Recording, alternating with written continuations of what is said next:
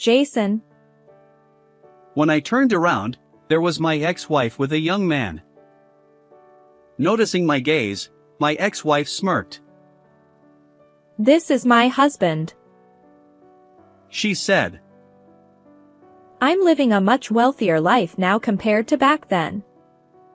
You've been fired for disciplinary reasons, so you're probably making around $1,000 a month, right? How pitiful. I was disgusted by my ex-wife's same old attitude. Yeah, right. Be happy, I said coldly and started to walk away. My name is Jason. I met my wife, Amy, at a top-tier IT company where I started working right after graduating. Back then, and even now, it has been a leading company in the industry with a heavy workload, and I was busy every day. In my third year, I was appointed as a project team leader, and my colleagues started saying I was on the fast track to promotion. Amy worked in the same department and often stayed late with me, showing concern for my busy schedule. I married Amy because I admired her caring nature, but the hectic workdays never allowed me to find solace at home. Jason, I'm sorry. I quit my job. I apologize for not discussing it with you first. She said this in a sweet voice soon after we got married. Is something wrong? I asked worriedly, sitting down next to Amy on the sofa. No, I just couldn't manage both work and housework. I looked around the room. Since our marriage, Amy had been transferred to a different department and should have been able to come home earlier than me. However, the room was cluttered with unfolded laundry and boxes of cosmetics Amy had ordered online. Amy seemed to struggle with housework, so even though I couldn't come home early due to work, I tried to take the initiative in doing household chores. Washing the dishes after meals. Running the washing machine at night and putting clothes in the dryer. Cleaning the bathroom. These were my jobs since I was the last one to take a bath. Every night, I cleaned the tub before getting out. Amy wasn't good at managing the stock of daily necessities either and often ran out of things, so I ended up managing that too. Honestly, it was tough because I got home late and had to cut down on sleep. But since Amy wasn't good at housework, it couldn't be helped. She prepared dinner, which I was very grateful for. I had heard my married female colleagues complain during breaks that cooking dinner was the hardest part of daily housework. Amy's mother, who lived nearby, also brought us side dishes sometimes. She was an excellent cook, and everything she made was delicious. So I told myself I was happy. I convinced myself of that. Still, I couldn't bring myself to look at Amy after she quit her job without consulting me. I was afraid I'd voice my fear about whether she truly loved me. This was when the cracks in our marriage started to show. Once Amy became a full-time housewife, my allowance was reduced due to our budget. Amy claimed, I don't need an allowance since I'm not working. I'll just ask for money when I need it. However, many things didn't sit right with me. While I was at work, Amy would go out for extravagant lunches with her friends or buy clothes. In contrast, I had to limit my lunch to $5 in the cafeteria to stay within my allowance.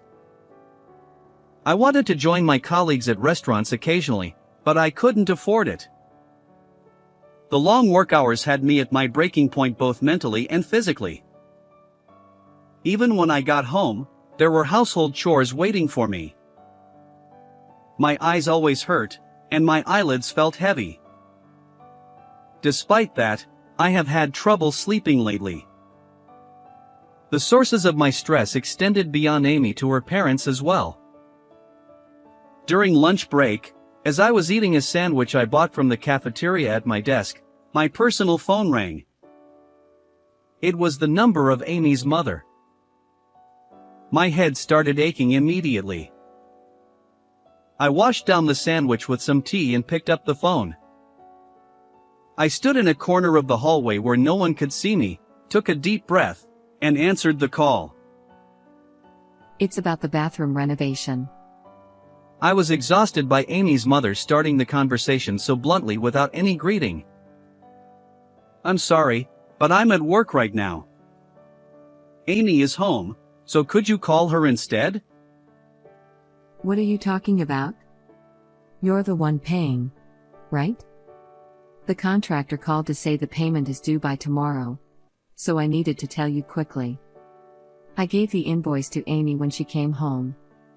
Thanks. What? Didn't you just say it was for the toilet renovation? Oh, that's separate. This is different. Amy told me you're getting a bonus next month, right? Your company is big, so this should be fine. Anyway, thanks. Wait. Hold on a sec. The call abruptly ended. It felt like no matter how hard I worked, the money was being drained away. I felt a deep sense of emptiness about my uncontrollable life. I let out a big sigh. I felt a gaze and looked up to see a woman peeking out awkwardly from the door leading to the emergency stairs. She had apparently overheard my conversation. Was that your mother-in-law again? Her shoulder-length straight hair swayed gently. This wasn't the first time we had run into each other here. She often found me making phone calls in the hallway and always looked sheepish as she spoke to me. Her name was Emma. Although she was in a different department, she was a colleague and 2 years my junior, working as a programmer at our company. Through our numerous conversations, I learned this about her. I also discovered that Emma had a rather unique hobby. She loved looking at art museums, not for the art, but for the buildings themselves. She told me once that her family ran a real estate business, which sparked her interest in architecture from a young age. I said, "I'm beat," forcing a smile. Emma looked at me intently with her big eyes. You don't look well. Are you sure you're okay? I'm worried you'll collapse. Are you just pretending to be fine? I'm fine, really, I replied, waving my hand dismissively. I'm okay, really. It's nothing. Emma's eyes wavered. Are you just telling yourself it's nothing? Her words struck a chord with me. Still, all I could say was, I'm fine. I had to, or I wouldn't be able to cope with the mounting fatigue and stress.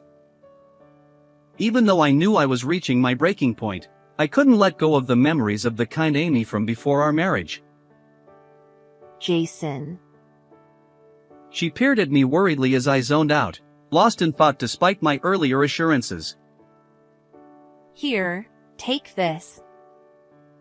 She pulled out an orange juice from her small handbag and slipped it into my suit pocket.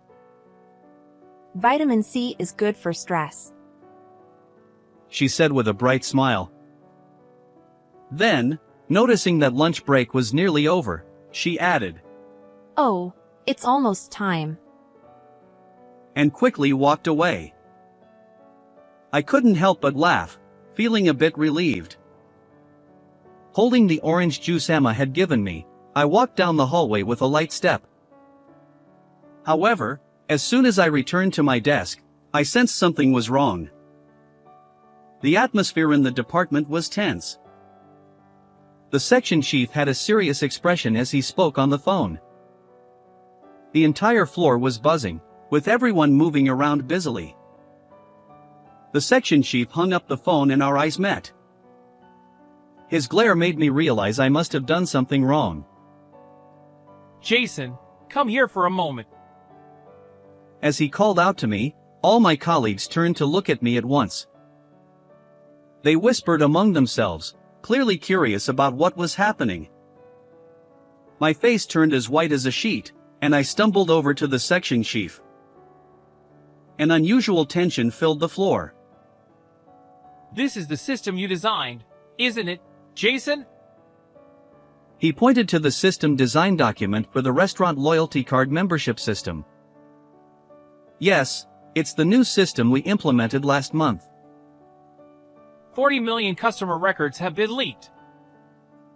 He interrupted my words with this bombshell. What?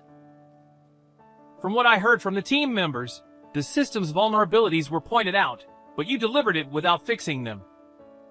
Is that true? They're saying you prioritize progress. And you're the one who created the attached documents for this approval, right? He thrust a pile of documents in front of me. It was true, I had made them. I had also supposedly fixed the system vulnerabilities. Had another vulnerability been found? I hadn't heard anything about it. Or had I really missed it? My exhausted brain raced with thoughts, trying to piece everything together. Seeing me at a loss for words, the section chief misunderstood and thought I was responsible. Be prepared for appropriate disciplinary action, he said sternly. In the end, I was held responsible as the team leader and was dismissed for misconduct. Sorry, we can't back you up, they said. But no one tried to overturn the decision that it was solely my fault. I tried to understand that everyone was desperately trying to protect themselves, but I was deeply disappointed with the company and accepted the dismissal. When I got home and told my wife, Amy, she fell silent. Amy? I called out, and she glared at me. I'm divorcing you. Wait. I'll find another job. Another job? What company would hire someone who was dismissed for misconduct? I married you because you were on the fast track at a major corporation. I got a job there as a temp just to marry a promising man. My dream was to be a stay-at-home wife. Dismissed for misconduct? You fool. Are you an idiot? Why did I marry you in the first place? Amy's hysterical rant made her face look grotesquely distorted, like a demon. Amy used to always be smiling and willingly took on various tasks for her colleagues when we worked at the same company. She seemed like a completely different person. While I fully understand that I'm at fault for being dismissed, I was shocked by Amy's true nature. I never knew she could be like this. Fine. Let's get a divorce, I said. I'll get plenty of compensation. And you'll pay for the renovation of my parents' house, okay? That'll be included in the compensation. With that, she threw the invoice that had been on the dining table at me. I picked up the fallen invoice from the floor. I felt a wave of exhaustion wash over me. That very day, Amy went back to her parents' house. Later, divorce papers and a compensation claim were sent by mail, and I stamped the divorce papers alone in the now empty room. We bought this house when we got married. It was in my name, so technically, I could choose to continue living here. But it was too big for just me. I decided to put it up for sale and split the money. It seemed Amy just wanted the money and had no intention of doing anything else. I realized how difficult it was to have an amicable divorce.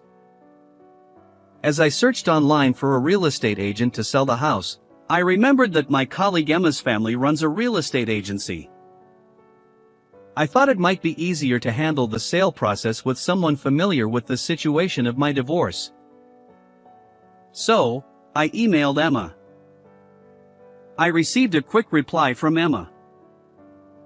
she was sympathetic and offered to help. We arranged to visit her family's real estate company together on Sunday. Emma's parents' real estate agency was a well-known major company. Thanks to Emma subtly mentioning to them that I was going through a divorce and wanted to sell the house, the process went smoothly without delving too much into the reasons for selling. Then, unexpectedly, I received a surprising offer. I've heard a lot from Emma. Finding a new job must be tough.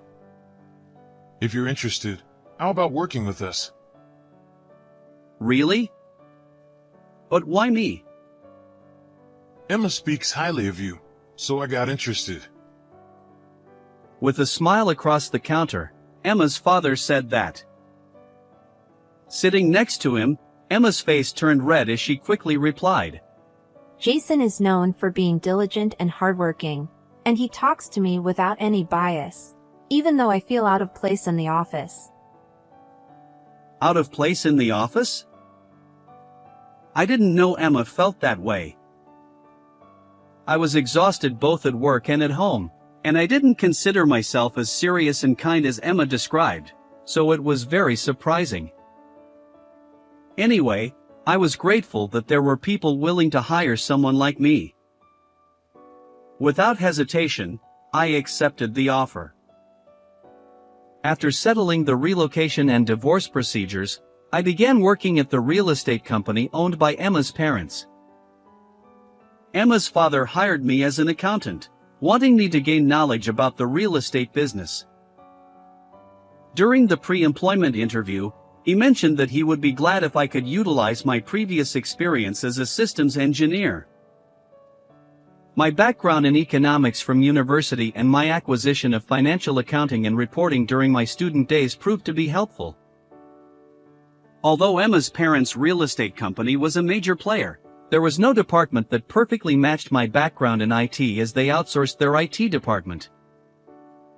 Still, I constantly strive to integrate my knowledge of real estate and IT to meet Emma's father's expectations. Even though I was hired with Emma's recommendation, I wanted to be recognized as someone who could contribute to the company effectively.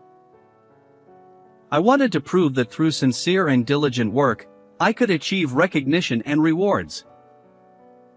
Years later, I transferred from the accounting department to the finance department.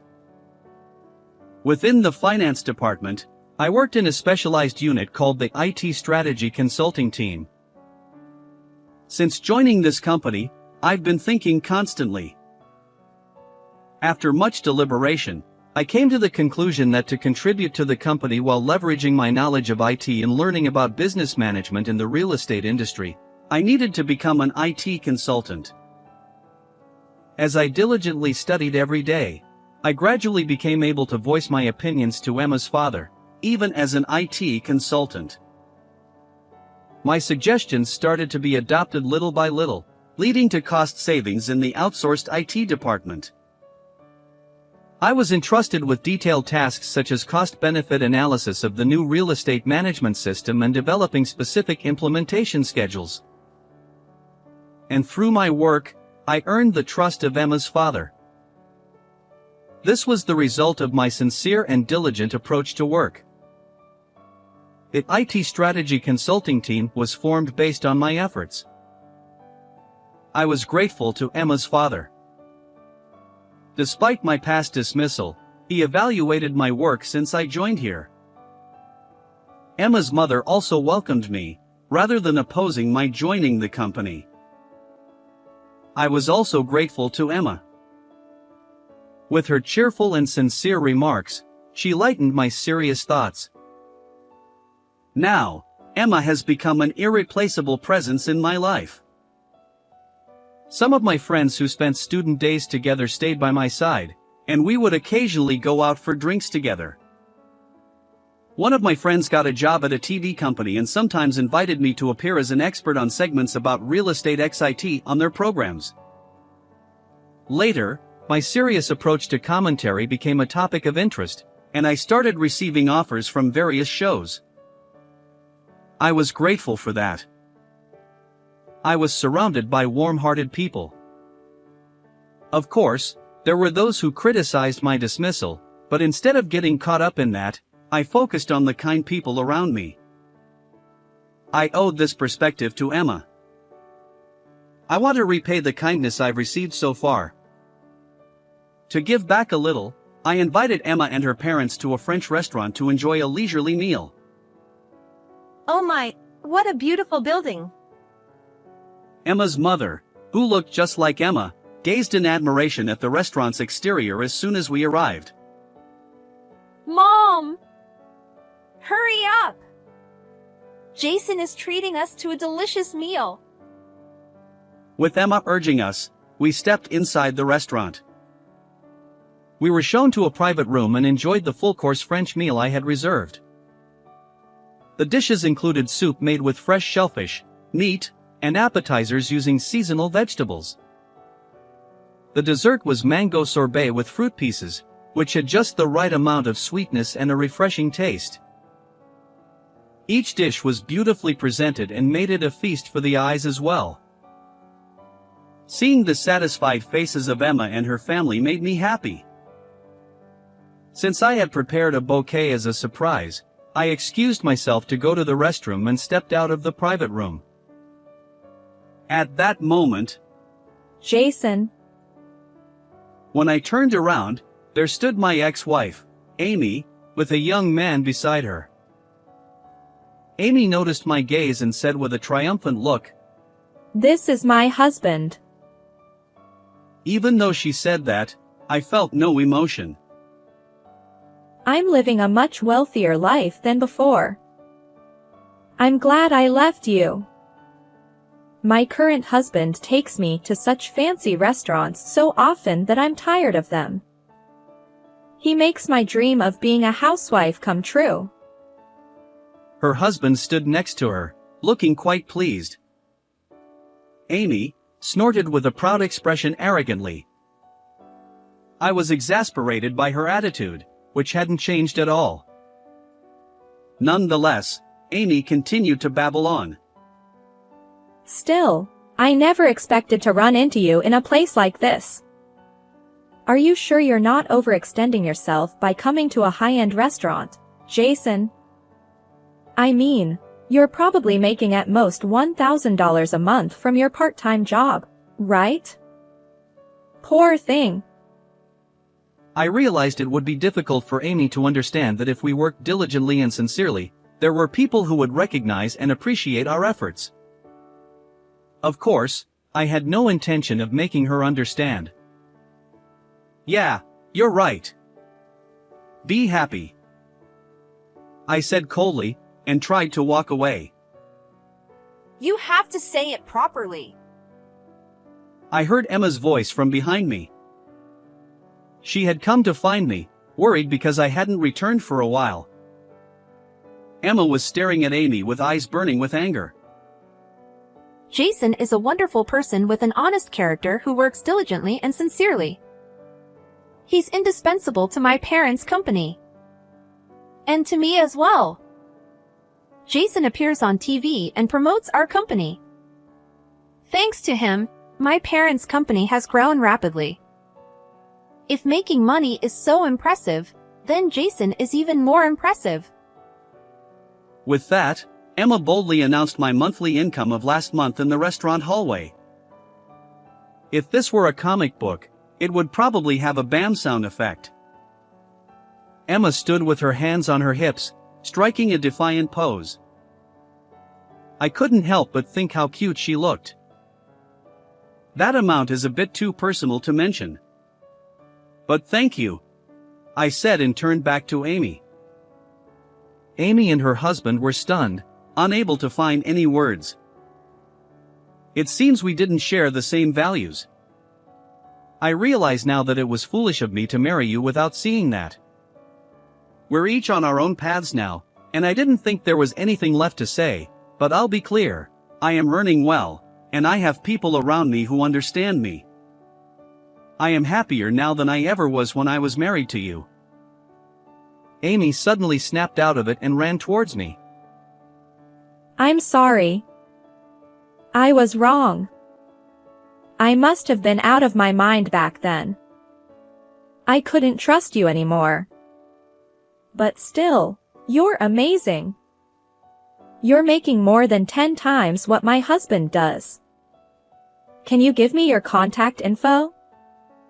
Please? Pretty please? Even though Amy suddenly seemed remorseful, I wasn't going to be fooled anymore. Her husband was angry, shouting at her. Hey, what are you saying? Despite his anger, Amy continued to cling to me. I looked at her with disdain and said, "It's over between us. I don't want to talk to you anymore." I don't know what happened to Amy and her husband after that. But seeing the situation, it was not hard to imagine that things wouldn't go well between them now that her true nature was revealed. Emma and I returned to her parents, and I successfully presented them with the bouquet of appreciation. Her parents were genuinely delighted to receive it.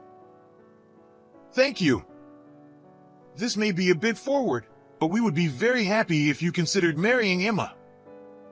We won't interfere in your relationship, but seeing you two together, you make such a lovely couple. I love Emma. Marrying her would make me very happy.